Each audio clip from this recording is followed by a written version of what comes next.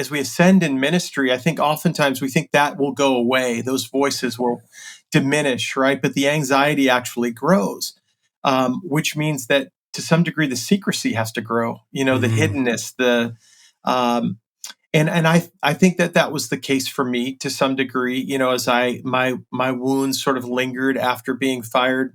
There were obviously other wounds too that I was likely running from, but there was that sense that it's a quick anesthetic when you get to go on stage with Tim Keller and speak about the spiritual life of a church planter as some sort of expert on soul care. It feels really good, and you can dupe yourself into thinking, I'm okay.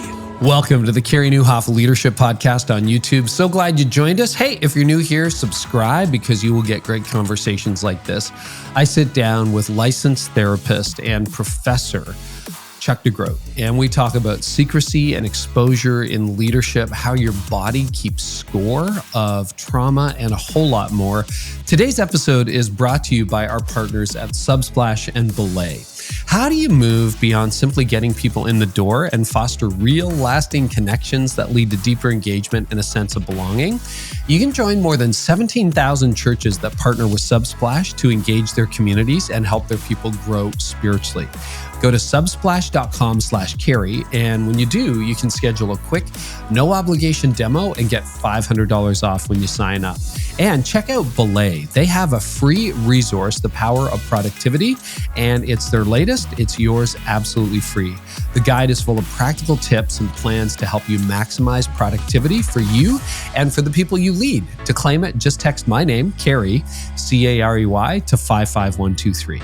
And now to my conversation with Chuck DeGroat. Chuck, welcome back. It's great to have you back on the podcast. Yeah, so good to be with you, Carey. Yeah, I had a lot of fun last time, a lot of fun talking about narcissism. Yeah, I don't know. I mean, it's a loaded subject. You were part of our church health integrity series, which was great. Got a lot of very interesting feedback on that episode. I would love to know what moved you to your latest topic. You're currently, well, first of all, no, let's back up. Yeah. When the book came out, what did you hear about narcissism? I want to kind of tie a bow on it because everyone's diagnosing everybody else as a narcissist these days, right? Yeah. In fact, nowadays, now that I'm writing a bit on trauma, we use these words pretty flippantly. We overuse, we misuse them. And so, it's been really interesting to get the feedback over the last number of years on narcissism. And I think two things. I think first, by and large, people have been pretty receptive. I'm grateful to hear that they heard it as a nuanced book and not as some sort of attack on pastors or the church. I write as one who's a pastor for over a decade and who trains pastors. So obviously, I'm really committed to that work. I think at the same time, as you know, we've been in this season, this extended season of reckoning. And so now I think what I'm hearing a lot of is, okay, we know that there's a problem, but how do we now build the systems and structures of health that we need to? So let's sort of get beyond triage. Let's get beyond the dumpster fire that we found ourselves in, and let's move toward real structural change. So I appreciate that shift. You said something that I've explored a little bit with different guests on the podcast, but faith has become, people have been saying it's been pop psychology since the 90s, but it seems to really have accelerated. Everyone's a trauma expert now. Everyone's good at diagnosing, pretty sure he's a narcissist, she's a narcissist. Yeah. Can you talk a little bit more from your perspective as an actual trained therapist, a professor, and a pastor? What happens?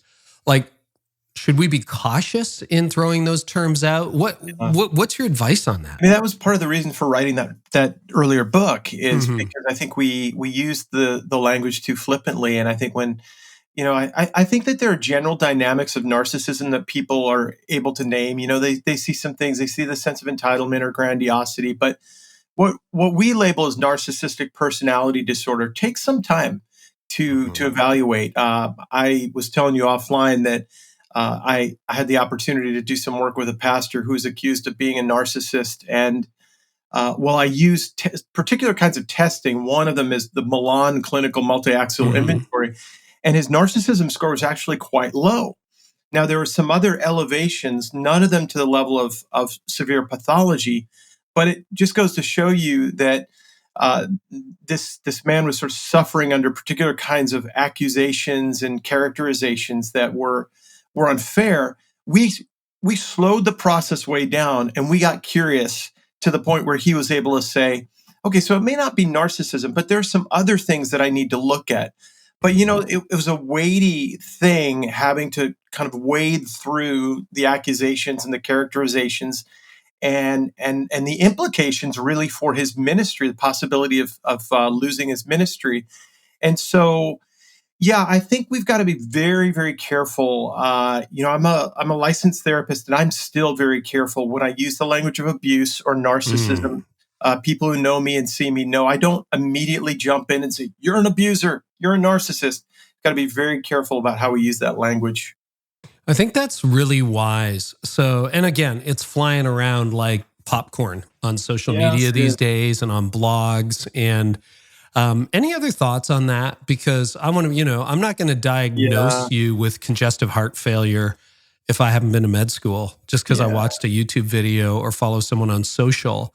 Yeah. Why, any thoughts for those of us who might be tempted to label people one way or another because we're, quote, self-appointed experts in mental health?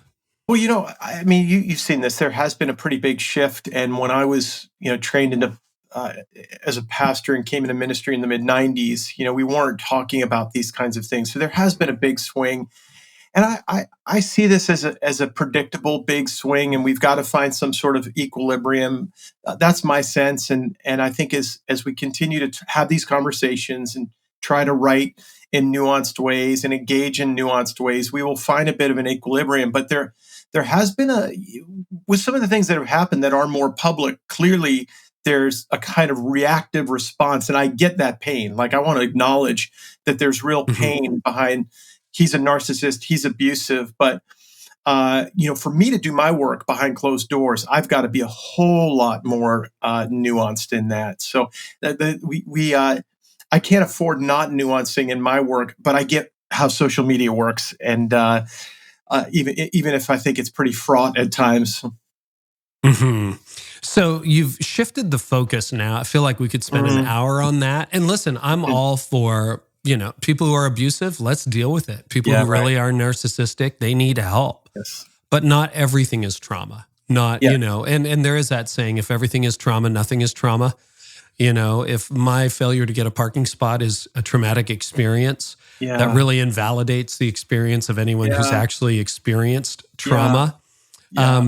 Why have you shifted your focus now to healing?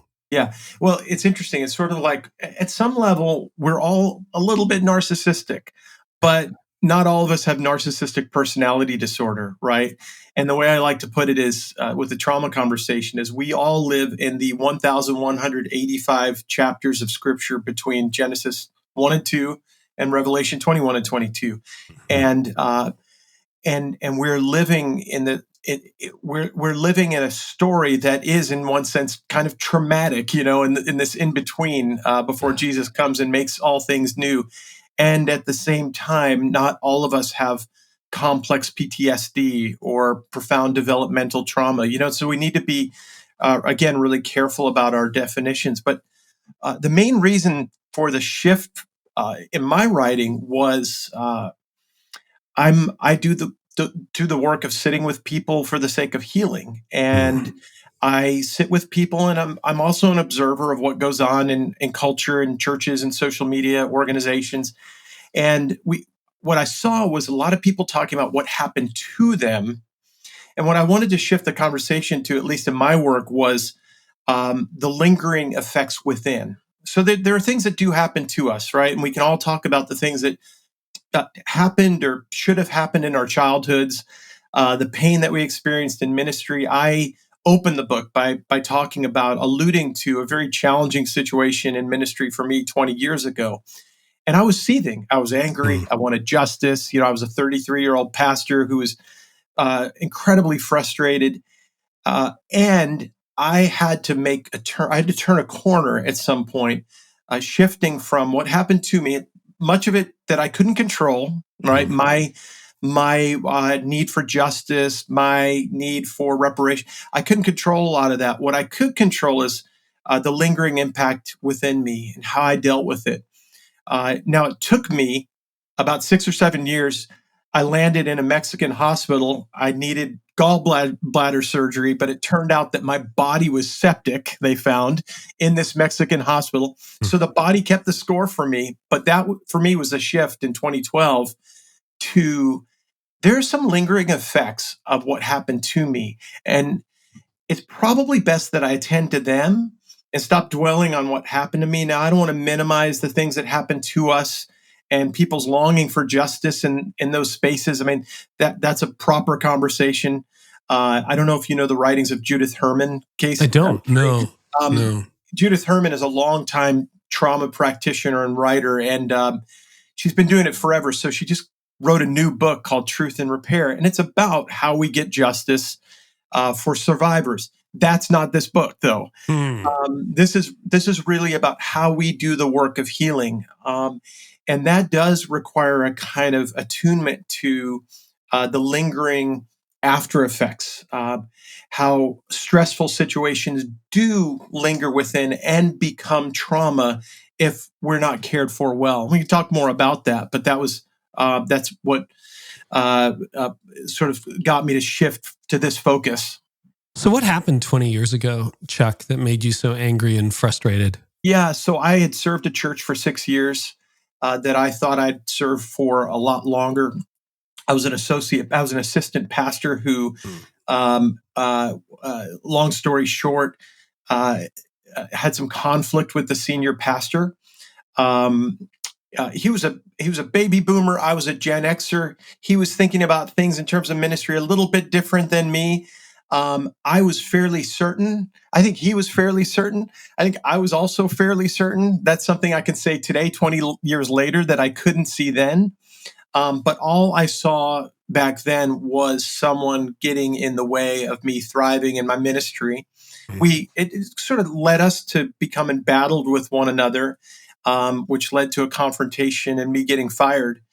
An incredibly painful situation that felt like a profound injustice at the time that required quite a bit of time for me to see a bit more nuance, if that makes sense. I think there's certainly things that he needed to own and did own. And we did do some repairs. So that's why I don't vet that situation in my book. I don't talk about it because that happened a long, long time ago. But in the moment, what I'd say is in the moment, Carey, if let's see, what was going on back then? We had MySpace, I guess. We had AOL chat rooms. But in the moment, if I were to have gotten on social media in the midst of my anger and frustration, it would not have looked very pretty.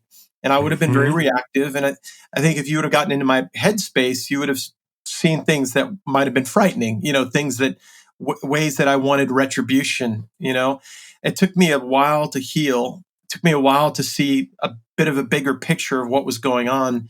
But it took me attending to some of the pain that lingered within. What I mean by that is there was a lot of shame. I felt like I'd failed. I thought this was the end of my ministry. I thought that this would accompany me wherever I went. It turns out I went on to pastor across the country in San Francisco, had quite a bit of success. Things went well.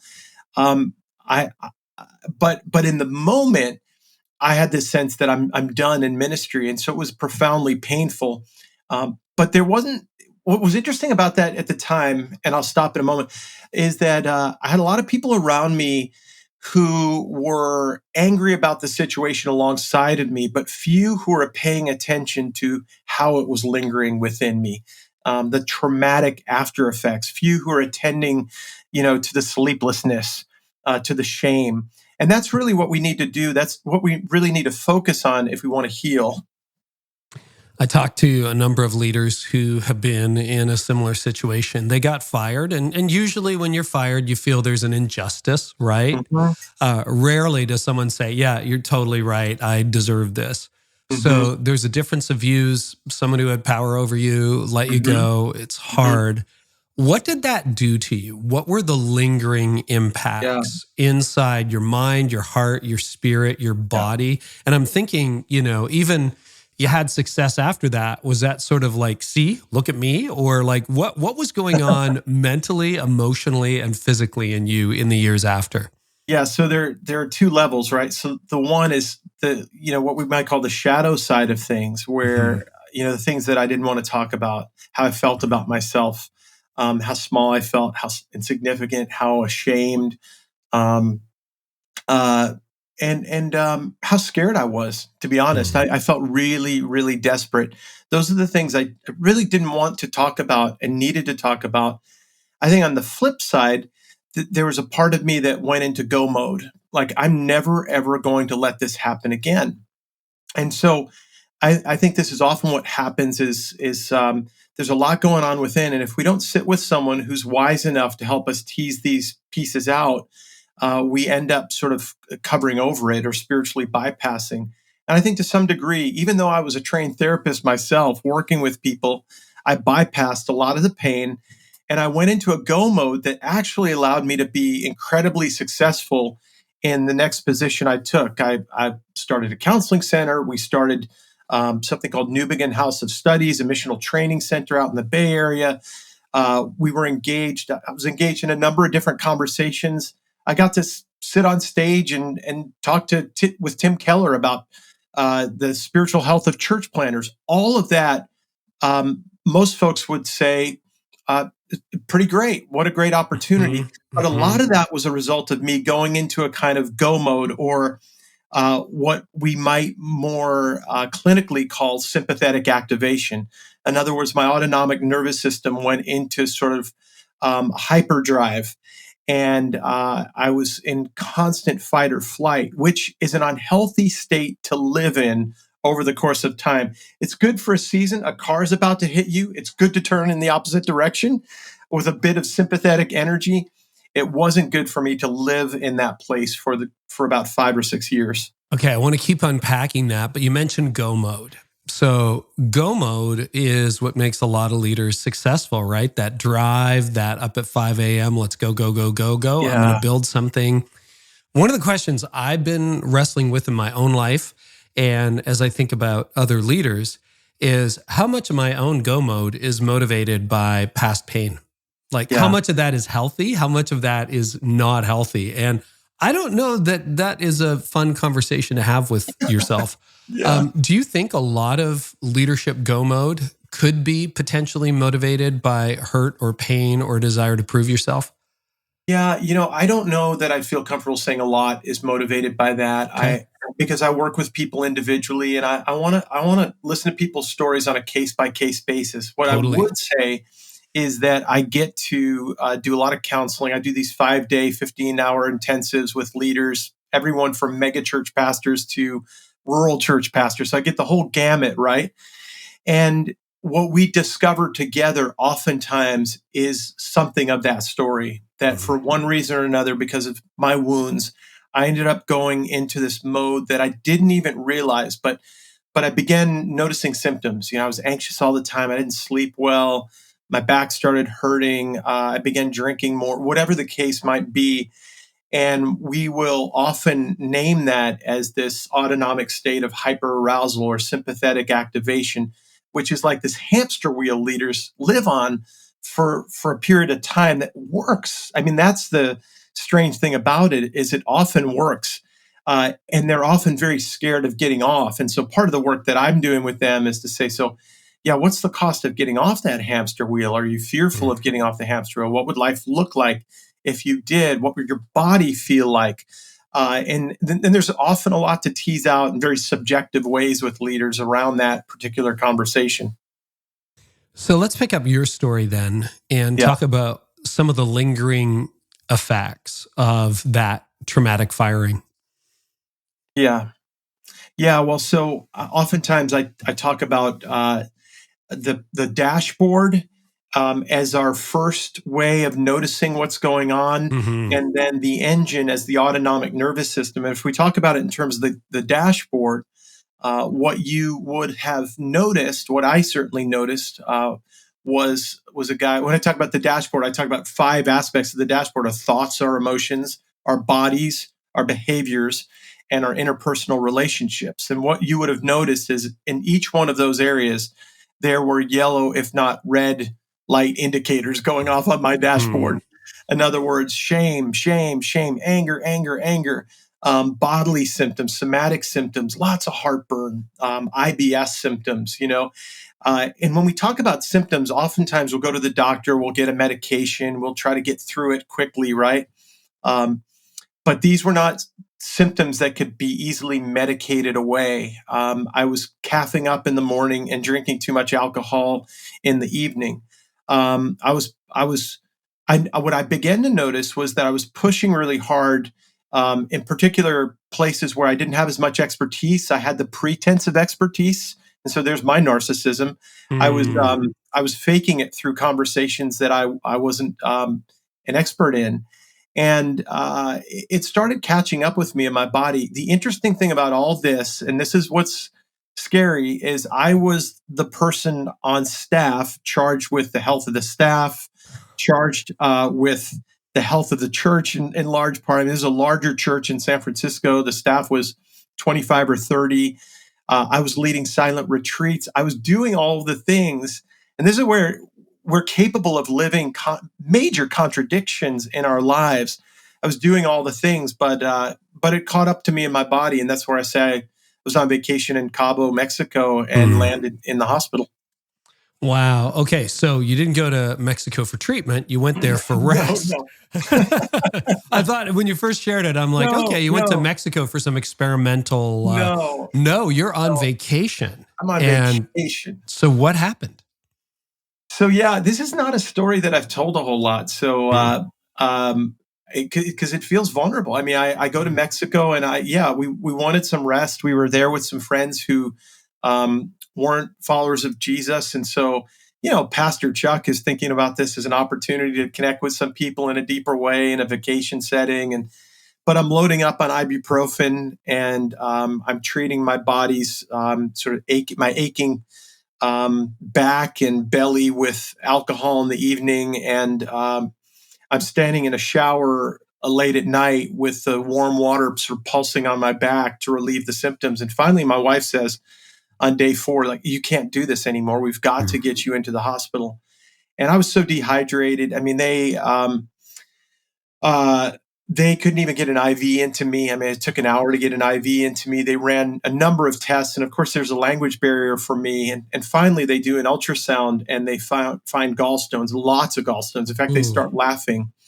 And here's the part that made me laugh or maybe cry. They come to me and they say, we need to do surgery right away, as in you can't go home with these gallstones. You're in danger. That'll be $30,000, please. Do you have a credit card? But when they go in to do the surgery, they find that my system is septic. And this is what was revealing. So that's fatal, right? If it's undiagnosed. They're looking at me and they're saying, you're 40 years old, Chuck. So this was in 2024 now. This is 2012. So I was 42 years old. They say your body looks like the body of a 60-year-old at this point. You're not healthy. And so I laid in bed. The only English-speaking network was the NFL network at the time. That was the only channel that I could watch during the off season. I didn't have any books with me.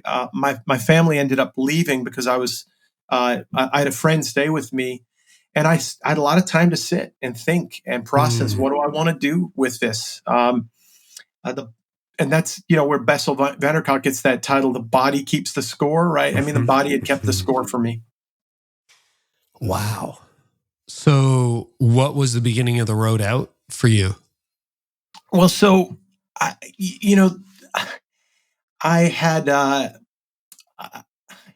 had built a number of different ministries in the church, again, fairly successfully.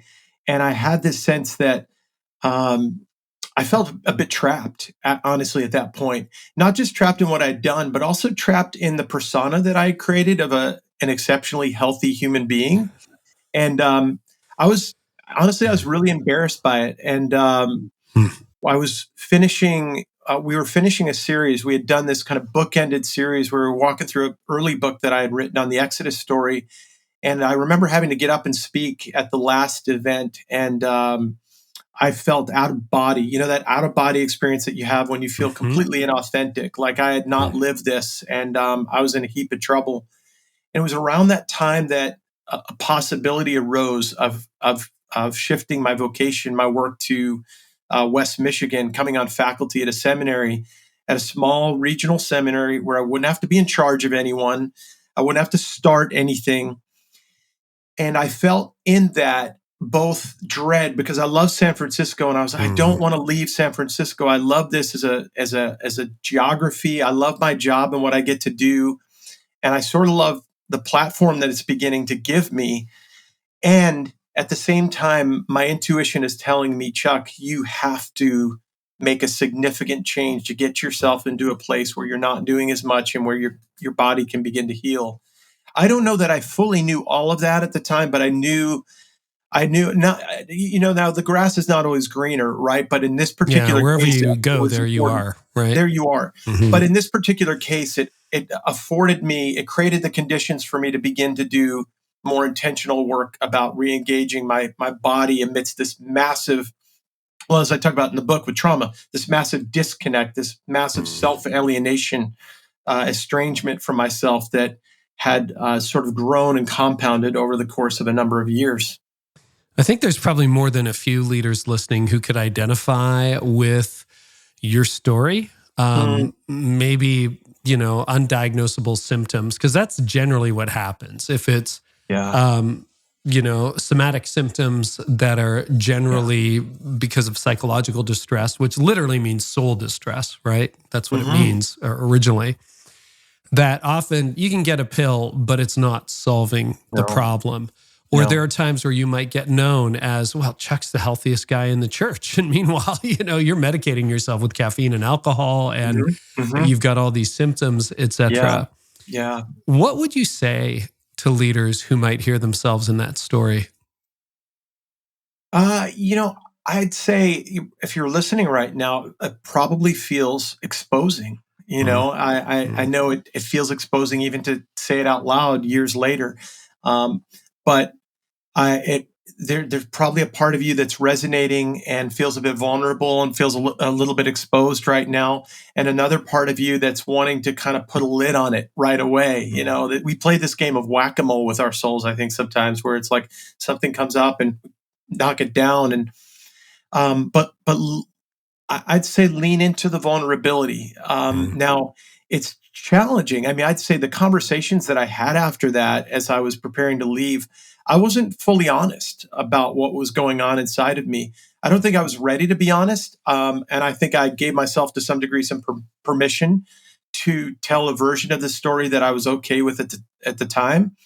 But what I know is that I needed to lean into the work. And I began to do that work at not just a psychological or soul level, but a bodily level in the weeks and years after. But I would say lean in, knowing that it's a bit exposing, a bit vulnerable, and hard. But that's where the healing begins. So I'm going to use this term, and feel free to substitute a more accurate term. But I think of it in terms of cognitive dissonance. When you know that something is happening inside you that is not consistent with the public persona, right? You're almost living two lives. There's a private reality that you're afraid to admit. We live in an era where, unfortunately, leader after leader is being exposed, falling. It's the Great Reckoning, et cetera, et cetera. Is this a contributing factor to that? Is the cognitive dissonance, is there a certain point at which you can no longer live with that kind of double reality? Did you see the meaning under the question? I haven't got the technical terminology. Yeah, I do. And I think a lot of us begin there, right? A lot of us begin in seminary with an insecurity, a shame even around, am I enough? Can I do it? Will I be able to do it? And it's interesting, as we ascend in ministry, I think oftentimes we think that will go away. Those voices will diminish, right? But the anxiety actually grows, which means that to some degree the secrecy has to grow, the hiddenness, and I think that was the case for me to some degree, as my wounds sort of lingered after being fired. There were obviously other wounds too that I was likely running from, but there was that sense that it's a quick anesthetic when you get to go on stage with Tim Keller and speak about the spiritual life of a church planter as some sort of expert on soul care. It feels really good, and you can dupe yourself into thinking, I'm okay. I've got this drinking under control. I'll get through. I'll sleep a little bit more next week, but I can push myself for the rest of this week. You sort of dupe yourself into thinking that you're okay. And the reality was, I wasn't okay. And I think that's where a lot of leaders find themselves. I mean, what's interesting about these 5-day intensives that I do is, it'll take 2 or 3 days, but a leader will say to me, at the end of day 2, early day 3, like, I think I need to say a bit more than I've been saying. I've been talking about, it kind of sort of affects my marriage. And I sometimes wonder if this is what I should be doing, but let me tell you what's really going on. And that's where the conversations get really beautiful. I mean, I love those conversations. They feel really sacred, in part because I know that story. I know that journey. I've lived with the secrets. I've lived hidden. I've lived with the contradictions and the cognitive dissonance. And I know that fear that we all have of failure, of exposure, of the shame that might sort of bubble back up if we begin to tell our secrets. So here's a big question. Does that mean, like, is ministry, is leadership just a trap? Because we're all wounded, we all struggle, and yet people always assume the best of us and that we have it all together. Or they assume the worst of us and they just disappear or criticize or whatever. Like, are we just setting ourselves up to fail? Like, is there something systemic in this that is just, you cannot win? Yeah, I mean, I've been doing this long enough, and I suspect you've been doing it long enough, for quite a long time, right? That I think this is part and parcel of the work. Like, I think when I work now with seminary students and they graduate and they've done some really good work, I have a sense, and I've seen this happen over the last, now I've been in seminary education for about 11 years. I have this sense that in 2 or 3 years, the church is going to grow a little bit. They're going to have some success. I'm going to see some things start popping up in Facebook. They're going to want to write their first book. They're going to start a podcast. They're going to do, they're going to be some typical things happen. We can build into them valuable resources for emotional self-awareness, intelligence, growth, maturity. And at the same time, there are just these inevitable kinds of obstacles that they're going to have to face along the way. My hope is always that they'll have a good coach, pastor, mentor, spiritual director, therapist in their lives to ask good questions. But I think this is just part of the journey. And I do think it's part of the job. How many of us get on stage and say, in the name of the Lord, and offer a sermon, right? I mean, how many of us are confident enough to do that, speak on behalf of God, teach God's word? So there is something about the work of ministry that is fraught. Well, we're wounded healers, right? In that respect. I feel like, there might be a little bit, I don't know whether you would see that incident in Cabo as I burned out in 2006, 18 years ago. And, the church was growing. There was no major, it was more like I just couldn't keep up. And I didn't declare a finish line, so my body did. And it was like the most sobering, staggering wake-up call of my life up until that point. And I feel like, at first I was really upset, ashamed, I don't know that I was ashamed. I'm like, when you're broken, right? You got no choice. It's like, I'm busted here. Yeah. I had hit bottom. And I had a really good group of elders. Long story short, about 9 years after that happened, I remember the first time I gave thanks for that. I'm like, that was merciful. Because if this had kept going, there could have been way more at stake. I might have done something that ruined my marriage. I could have done something that disqualified me. I'd had some things that I definitely am doing differently now, but it wasn't, a major scandal, so to speak. But had that kept going, I could see the trajectory to where that was leading. And I feel like it was a merciful intervention at the end of the day. And I've been very careful and very different in the last 18 years since.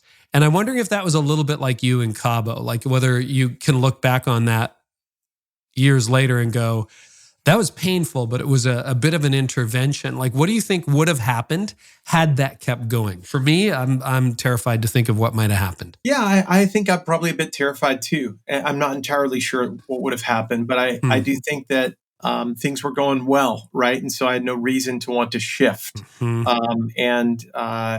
the church went through some significant changes in the years to come, so there would have been some inevitable changes. But there is this sense, though, that what that helped get me over was this sense that even as now one who trains pastors and therapists, that there's some sort of magic that I can work as a professor and a mentor to put someone on a path that leads to sort of inevitable growth without pain, like that somehow, some way that there's a secret sauce, there's this recipe that we can conjure up here in seminary work or pastoral training, whatever kind of training that you get that just allows someone to continue to grow without failures.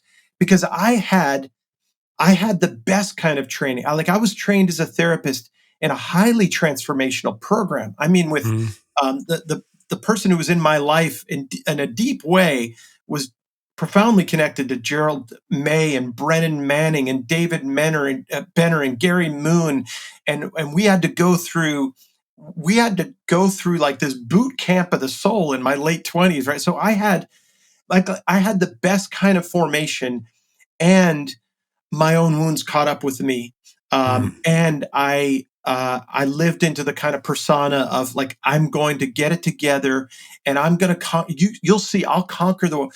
I'll never put myself in a place where anyone can fire me ever again.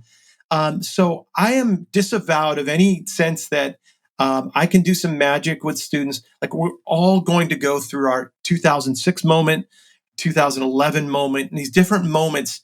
It's how I think we respond to them, who comes around us. I think it implicates the systems and structures that we're within, the denominations and networks, and how we hold pain, how we meet leaders in the midst of those painful places, those really vulnerable places. Do we shame them, or do we say, oh, no, I get it. I've been there too. And there's a healing path for you. So let's start talking about the healing path. I mean, if there was a better way, and we know there's no silver bullet, there's no magic. We live on this side of heaven, as you say. We live in between those chapters of Genesis 1 and Revelation 22. Get it. What is a better path so that you don't blow up not only your life, but the life of the people closest to you, and sometimes the life of a congregation, a whole community, if you have a public platform, thousands, hundreds of thousands of people who followed you, et cetera, et cetera. What are some steps toward a better, less destructive path? Yeah, I mean, we can only talk about a few in our limited time, but I think I always begin with the classic path of self-examination. It goes back to St. Augustine writing 9 chapters in his Confessions about his own pain and addiction, beginning chapter 10 with "Let me know myself and let me know you." Like, there is this really important work of getting to know ourselves and getting to know our stories, which I think is invaluable. And I'm finding more and more pastors curious about that. What is my story? What are my wounds? What do I need to address? How do I show up in ways that are relationally painful or problematic? What's my impact? I think another piece, I often put self-regulation alongside self-examination, which is to say, how do we become aware of that engine of the autonomic nervous system, and when we are living in that constant sympathetic activation? Because when I work with pastors, what I'll often find is they'll come in with some good self-examination, like, I've got some tools and I've looked at my life and I've seen a therapist. We'll talk about anxiety, and they'll say, I feel a little bit of anxiety, but I don't have a ton of anxiety. But when we go beneath the surface, what we find is an autonomic nervous system in go mode, in overdrive, in hyperarousal. And so the question is, well, how did I get there? And invariably, we find some connection to early wounds in a person's life. I guess I learned to do that really early on when it was like I had to be the best in my class, or I had to win at sports, or I wanted to make my dad proud. And so these early vows that we we take that show up in our lives many years later, and you discover, I've been on this hamster wheel for 20 years, 30 years, 40 years, and I haven't gotten off. So I talk about self-examination or self-awareness, self-regulation. There's a lot more that we can talk about. I'll just mention one more: connection, community. We know that trauma is not what happens to you, but what happens within you in the absence of a compassionate witness. That's Gabor Mate's definition. So trauma happens in the absence of connection, community, a compassionate witness. And so when things are going on in our lives, who is bearing witness? Who can I let in? And the reality is during those critical years after I was fired, I let people in at a distance, but I didn't really let people in close to say, really what's going on is you see me as fairly successful right now, but I'm in a go mode in large part because I'm desperate. I don't want to fail again. And I feel like I need to take care of my family, and I feel like my reputation and my ministry is riding on I didn't have anyone to let into that. I finally started talking to a therapist about that. Those are just three things. We could talk about a whole lot more. Can we dial back a little bit and talk about I'm going to get this word right, I hope, autonomic responses system that we have, the nervous system, and that little hamster wheel. So I'll give you an example from my own life, because this podcast is also free therapy, by the way, for me. So, I try to be as transparent as I know how to with listeners. So I had a profile done a couple years ago, and it profiles you against the general population, and then it profiles you against, quote, high capacity leaders. And so there's always variations, right? Even compared to high capacity leaders, my propensity for activity is off the charts. He says, you're almost pathological. You can't stop, which explains a lot of my life. It's like, the question for years for me was, how do you get it all done? You lead a church, it's growing, you write a blog, you have a podcast, you do this, you do that, you speak, you travel. How do you get it all done? And I'm like, it's not that hard. That was probably a nervous system response or some kind of learned behavior to activity. And through the counsel of counselors and family and friends, I have learned to slow down, embrace hobbies, all of that, to the point where I think I'm probably not as pathological as I was 5 years ago, but who knows? I mean, I should probably get baselined again. Are you talking about that kind of stuff that will show up? Like what would be some typical behaviors that would show up as a form of, hey, these need to be regulated? Well, so let's talk about it less in terms of behavior, more in terms of autonomic nervous system states for a second, okay? And this is what I mean by that.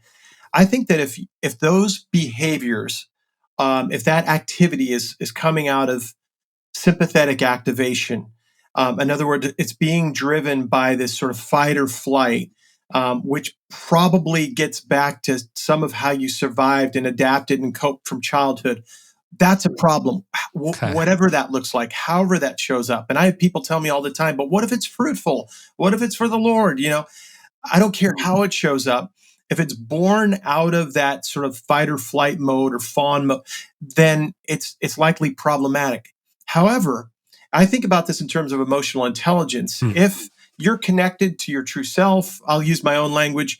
If from an autonomic nervous system perspective, you're anchored in what we call the ventral state, which is a state of calm, grounding, centered activity, centered engagement. If you are able to rest, and if your work comes out of a place of grounding, I have worked with high capacity leaders who are able to engage in a higher level of activity than I am, but from a very grounded place. And so I don't judge people based on activity. So it's not the output. No, because we're all different, and we all have different stories. This gets back to I want to sit with people and I want to listen very carefully. But I've known people. I've known some really high capacity leaders who have done good work. They're quite grounded, and they're and the energy is what we would call a ventral energy, not a sympathetic energy, if you know what I mean. Ventral coming from that core. Imagine someone doing core work bodily, ventral coming from that core. So there's that sense that it's born out of a deep sense of grounding, identity, center, rest, and there's a fundamental resilience. And I would say, that's the true healthy, high capacity leader right there. Well, that makes me feel better. I would say not there yet, but more and more. I mean, I do these interviews in the afternoon. I spent most of the morning writing brand new material, some keynotes for a live event we're doing next month in Dallas, and never presented this material before. It's very vulnerable. It's very personal and designed to really help leaders in the room. And it's that sense of, I get God's pleasure. Like when I'm creating out of this, and it's not a nervous energy. It's like a process of discovery and joy. But I would also say, I'm less interested in quantity and more interested in quality the older I get. So it's not like, oh, I got to throw this on social right now and then I'll do a podcast about it. It's like, no, I can sit with this for a little while.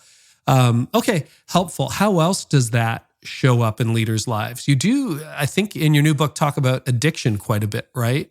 You mentioned your own struggle with alcohol, caffeine, etc. What are some other addictions? I was addicted to work, for sure, 100%. What are some other addictions? Yeah, well, I mean, I think you have your big addictions that when people name, it gets a bit frightening. You talk about sex addiction and alcohol addiction and others like that. I see that kind of stuff all the time, right? I think what I'm more attuned to are the addictions that wouldn't get people's attention, that are forms of numbing or disconnection. Thinking even about social media. I was talking to a friend recently, and I was trying to be honest. I said, I'm not on social media a lot. I try to do it like 3 times a day. I might dip my toe in. I might offer something up, but I'm not going back to look at likes and responses and stuff like that. But I said, every time I go on, your output is high. And I don't want to assume, again, just like we were talking about, I don't want to assume that there's a problem there, right? But I'm talking about every 15 or 20 minutes. And I said, it feels kind of reactive. Like it feels like you're in fight mode. And can we get curious about that? Would you be willing to have a conversation? And it turned out that his drug of choice, in a sense, was he'd get on at a very early time of day and start scrolling.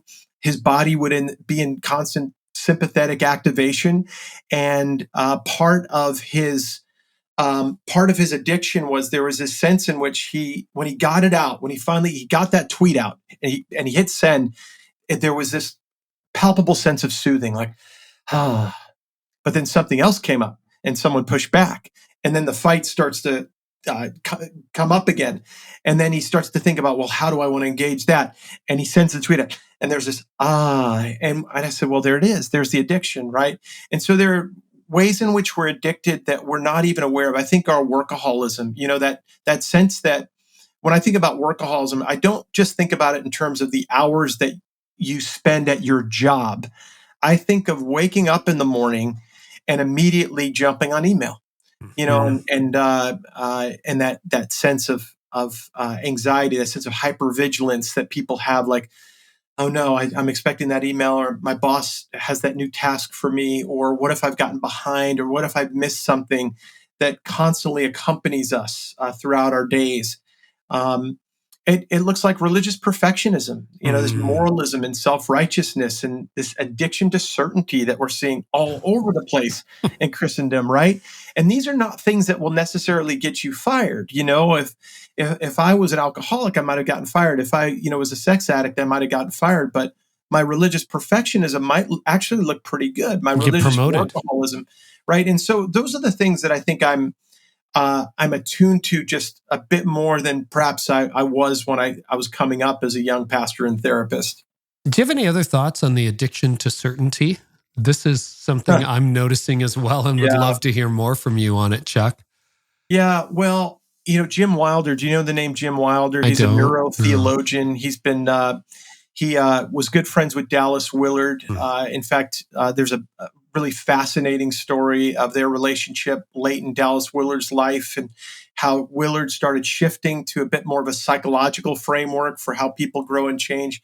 Anyway, Jim Wilder wrote about enemy mode, and enemy mode is really fight. It's sympathetic activation. And the reality of our autonomic nervous system is when we are in sympathetic activation, we're in survival mode, which is to say, these capacities within us evolved as a way of engaging danger. The lion is coming at me. I need to run in the opposite direction. A storm is coming. I need to build my house stronger and better. Like that's fight mode. Now fight mode looks like I need to go. I need to become the aggressor. From the pulpit, on social media, in my marriage. Fight mode can look like a kind of self-righteousness, where when you're in that mode, you've shifted out of this physiological and spiritual state of ventral, where you're grounded, calm, connected, centered, what I call at home in your body. And now you're in a mode where you're disconnected and really I'd say incapable of connecting, because you're in a kind of survival mode, and what you're operating out of is a kind of fight response that it looks self-righteous and looks certain, but from a compassionate point of view, is merely a way of surviving in the world. It's like when I work with people like this, I'm curious about the story behind that. Where did that start? And invariably, it was like, well, I had to fight with my dad when I was young. I was in trouble a lot, and so we just started battling. When I was 6 years old, I get into verbal sparring matches with my dad. Now I'm 45 years old, and I'm doing it from the pulpit. Okay, so sympathetic activation would be non-voluntary, subconscious responses Automatic. that are kind of self-soothing.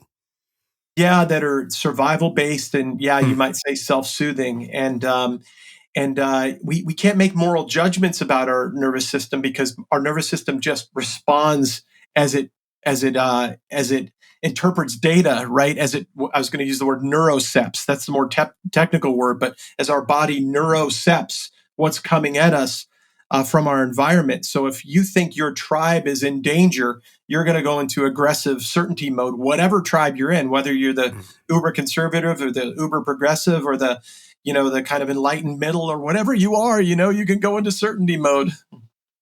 So self-examination, self-regulation. What are some keys to self-regulation? You're addicted to social media. You are into religious perfectionism. You realize, and by the way, this sells.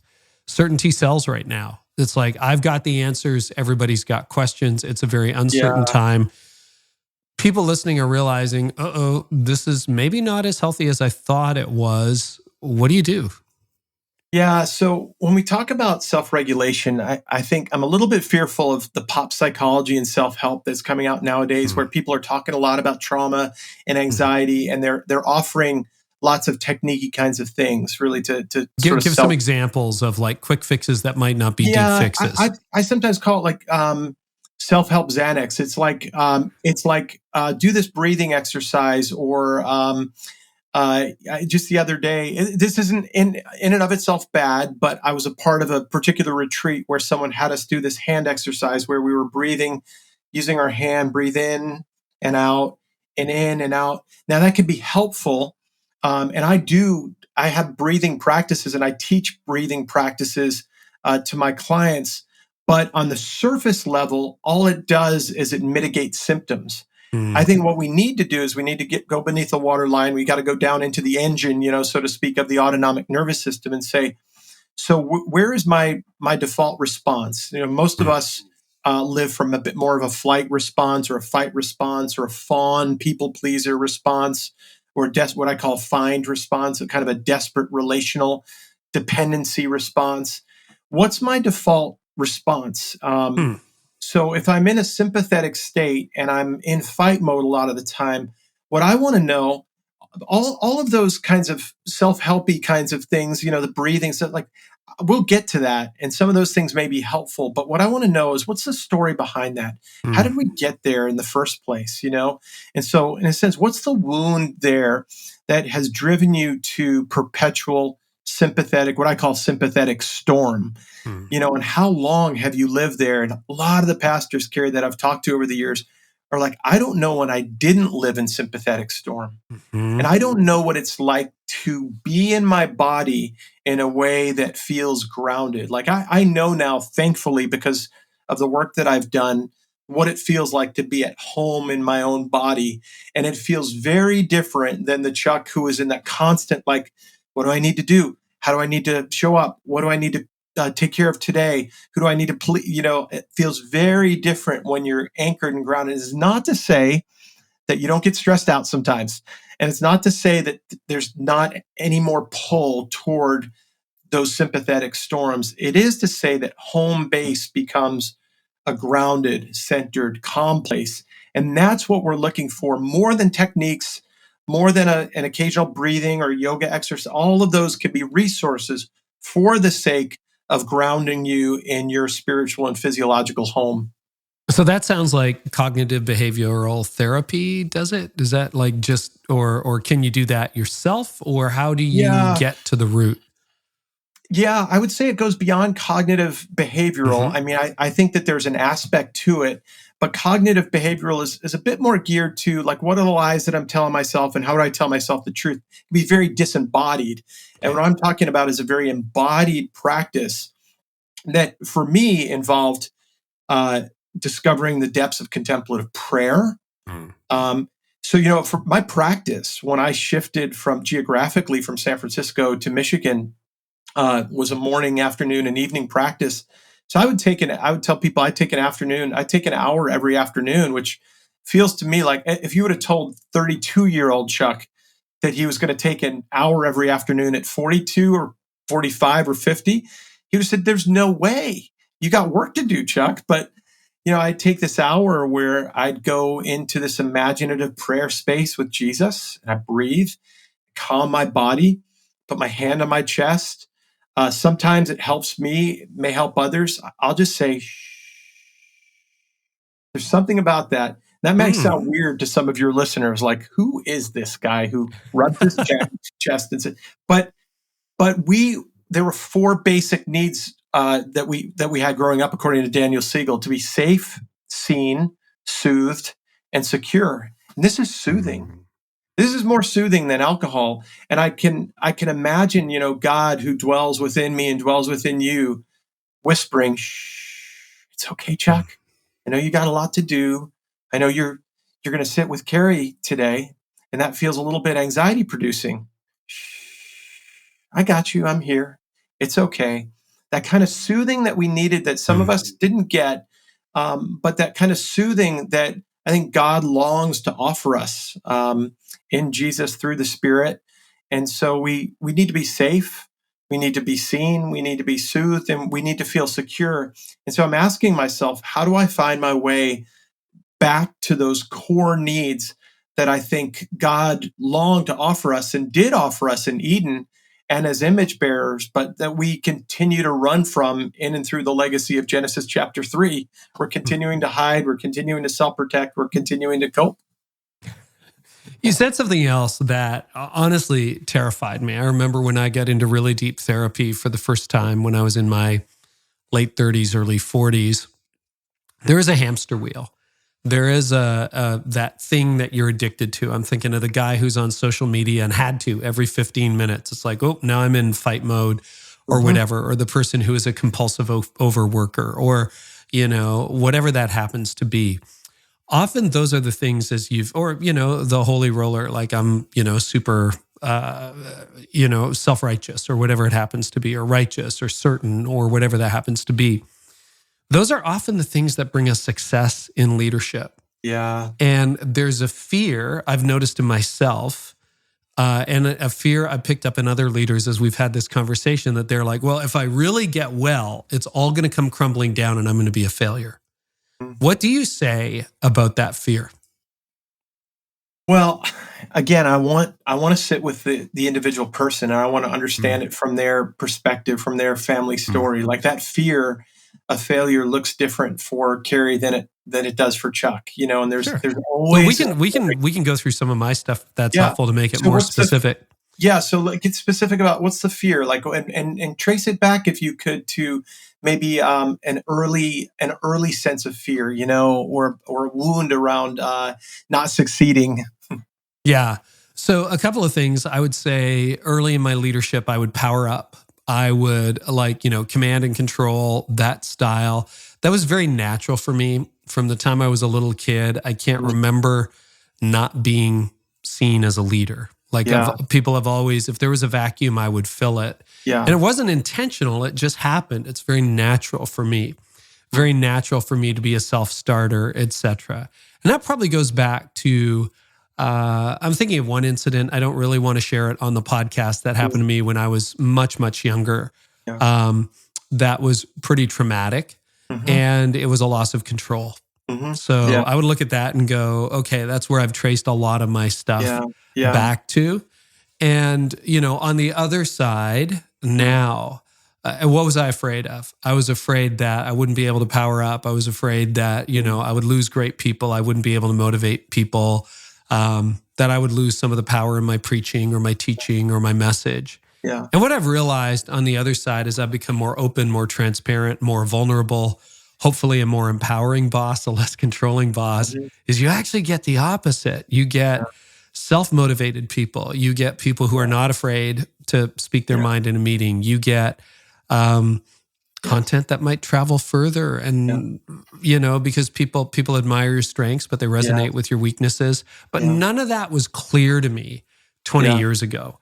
And I was so afraid because we had such a fast-growing church in our context and our denomination at the time that if I really dismantled, that would all fall apart. Yeah. But what I didn't realize is that the gift that God had on the other side was actually so much bigger, but I was just afraid. So I don't know that that helps at all, but that has been part of my story for sure. Yeah, that's so helpful. And I think that early story, you don't have to give the details, but I think when we trace back to those early stories, that fear of being out of control, there's often a desperation that comes with that. Like it can feel kind of chaotic. I know for me, for some of my early stories, there's that sense of there were a group of people in one particular story, and I felt a lot of shame around a group of people, and so I've had this lingering sense over the years that there would be a group of people standing around me mocking me. That happened. Oh, wow. I was 7 years old, and I'm 54 years old, and I still in my body have a visceral memory of having a group of people stand around me and mock me, right? And so that's not rational, you might say. The cognitive behavior would say, well, that's not rational. Think about something rational. What's the rational? Of course, that's not going to happen, Chuck, but that doesn't answer it. Yeah. That doesn't answer it. So it's in your body. So in those spaces, I think it's really important in those moments. I think what I've had to do over the years is move toward those feelings, even in my body, with a very palpable sense of God's spirit and God's presence, as St. Augustine said, more near to me than I am to myself. And with God's really kind whisper in Genesis 3, I talk about this in the book, of where are you, Chuck? Who told you that lie about yourself? What do you really want? There are these three beautiful questions that I walk through in the three major sections of the book that get into the work of God showing up with kindness and curiosity to us in our most tender moments. Now, that's really scary and vulnerable. And I think what's problematic sometimes is in leadership settings, oftentimes people will want this to happen fast and very publicly. And that's very exposing. It's exposing to do it privately, in my office with the door closed and the shades drawn. So it's really exposing to do it publicly. But I think with leaders nowadays, particularly around these conversations, what I'm a little bit afraid of is that we're pushing a little too fast. Like you need to surrender. You need to be more vulnerable. And a lot of these leaders are like, you don't know what you're asking for. Like, I know what it's like to let my guard down, and it doesn't feel very good. And so I think if we would go a little slower, have a bit more compassion, recognize that we're all in process, we'd be a bit better. I do want to talk about that, man. Time's going fast on this conversation, but I have had so many DMs from leaders. If I tell my story, I had have an incredibly sympathetic group of leaders around me, elders who, when I was burnt out and like I was fried, they embraced me. Other people get fired. Yeah. As I've learned about my own self, I'm pretty transparent with my inner circle. It's been very accepting, very affirming. And, I'm a better leader for it and a better human, better husband, better father, better friend, all of those things. Yeah. So I've been very fortunate, but you're exactly right that the current climate in the church is not always that friendly. Mm-hmm. And what would you say to leaders who are like, if I go to my board with any of this or to my team, I'm probably going to get fired. If I share any of this publicly, I'm probably going to get canceled or, just destroyed on social media. What would you say to them? Go cautiously and let's keep talking. I've seen, I'm sure you've seen every possible contingency, every possible variable when it comes to these things. So I've seen leaders go humbly to a board, and I've seen that board reject that leader, right? I think... And they're not even confessing an affair or theft or anything. They're just saying, I don't think I'm okay. No, there's we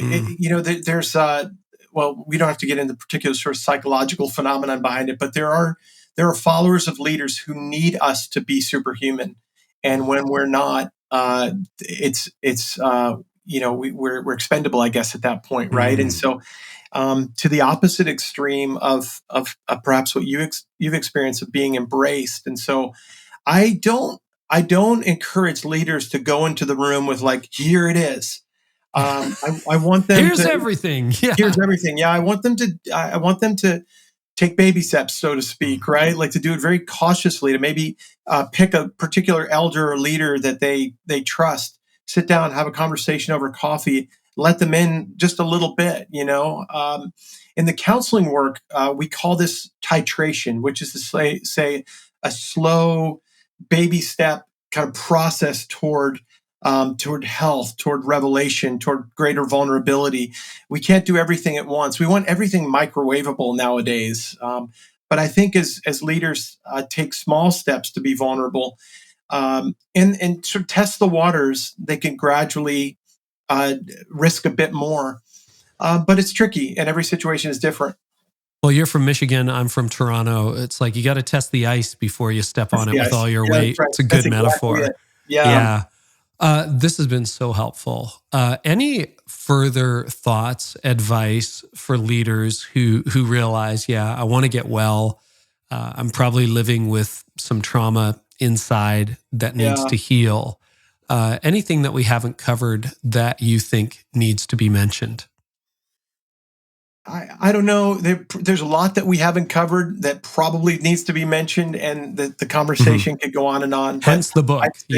But I just say stay curious. I mean, I know this time that we're living in right now, particularly as we're having this conversation, and over these last few years in the midst of this reckoning is scary. I mean, I talk to a lot of leaders who are genuinely scared as they look at what's going on. And as I listen to leaders, and you talk to a lot of leaders, I see them carrying things that we weren't carrying 20, 25 years ago. I'm involved in a Lilly grant right now where we're researching secondary trauma for pastors. All these things in the midst of COVID and George Floyd, how people are carrying different sort of political ideologies in their congregations. Pastors are carrying a lot. Leaders are carrying a lot nowadays. And the propensity, not just for their own trauma to bubble up, but the secondary trauma of having to care about everyone else. And by the way, having to be an expert on all these different things. Yes, and have a position. And have a defensible. Position on is really, really overwhelming. And so I have a lot of empathy for leaders nowadays, because I think in part, and I'd be curious to hear, I know we're out of time, if you see it this way too, we got time. That they just are carrying more. And so go gently and get care, because it is weighty. Yeah, and you did mention something which we talked about before on this podcast, but just to underscore it, isolation. I was looking at some stats this morning for this new project I'm working on, and I mean, you look at the number of senior pastors who said that they had close personal friends in 2015 versus who have it in 2023, year-old data. Right. It fell off a cliff. Yeah. It's like, I think it's down to single-digit percentage points where it's like, I've really got someone I can open up to. I also have a great marriage over 34 years. I also believe your spouse is not designed by God to bear the full weight of every single issue you're carrying. You have to bring something to her, not just extract something from her. And so, I mean, Tony and I talk about everything, but I also realize I need friends. I need other people. So I would underscore that to answer your question, is the importance of community. And then, you know, I've heard a well-known megachurch pastor say, hey, I pay my therapist to be my friend. There's nothing wrong with that. You know, start with some therapy and unburden yourself there. And then test the ice and see where you can go, develop some close friendships. I've been working on that over the last 3 years as the advice of my coach / counselor is just, you know, get more intimate with people who actually know you. Particularly, you know, I think that's another thing. They used to call it false intimacy. I don't know what you call it, but you have all these people who, quote, know you. You know, they follow you on social. They see you on a platform every weekend. You don't really know them. So you have a feeling of being known, but maybe nobody actually knows you, right? There's that too, which is just— I call it vulnerability. Vulnerability, right? Yeah, it's true. And you're not really known. And so, you know, that's the question, who knows you, you know? And by and large, the pastors that I've worked with over the years who said, well, I've got a lot of friends, really don't feel known by any of them. And that's scary. So yeah, that's really good wisdom at the end here, Carey. Well, Chuck, I thank you so much. Thanks for being so personally open and vulnerable as well. I think our stories speak into other people's stories, and it's super helpful. Well, your new book is called Healing What's Within. It's available everywhere. If people want to connect with you, I know you do social 3 times a day. Tip in, tip out. What's the best place to find you online if they want to track with you? I've got a website, chuckdegroat.net. I'm at Chuck DeGroat on, you know, like the major social media. I'm not doing TikTok. I just can't do that. But, you know, Instagram, X, Facebook. Yeah. I have an account, but I'm not that demure. And by the way, by the time this airs, that trend will be over. Hence. Right. That's why I'm trying not to trend jack right now. Oh my gosh. Listen, this is a crazy world. It's a crazy leadership environment. We have business leaders and church leaders who thank you so much for what you shared today. I'm really grateful for you, Chuck. Thanks for the work you're doing. So grateful for your podcast and for your ministry and your wisdom too, Carey.